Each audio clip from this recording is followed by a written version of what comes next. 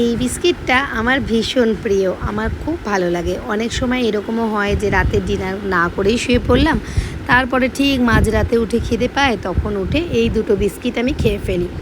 Biscuit খেতে খেতে আজকে রান্না হচ্ছে এটা একটা ভোলা মাছ, আর একটা এটা হলো ফ্যাসা মাছ।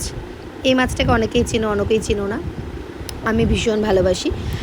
তো আজকে ভোলা আর ফ্যাসা দুটো একসাথেই হবে। তো দুটো আলাদাই করতে হয়, কিন্তু আজকে আমি আমার তাড়াহুড়োর কারণে ভালো লাগছে না, একবারে দুরকম আবার রান্না একদমই ভালো লাগে না।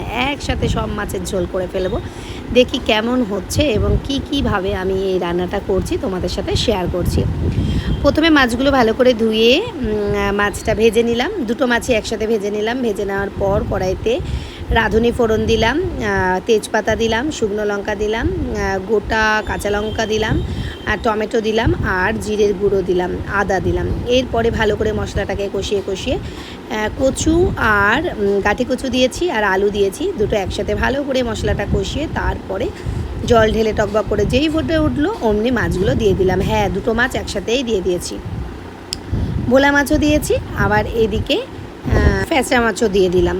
ফ্যাসা আর ভোলা দুটো মিলে মিশে আজকে যে কী স্বাদ আনবে আমি জানি না, তবে করে তো ফেললাম। লাস্টে নামানোর সময় একটু ধনেপাতা দিয়ে দিলাম। কেমন হয়েছে জানি না, তবে আশা করছি ভীষণই টেস্টফুল হবে। তো যারা যারা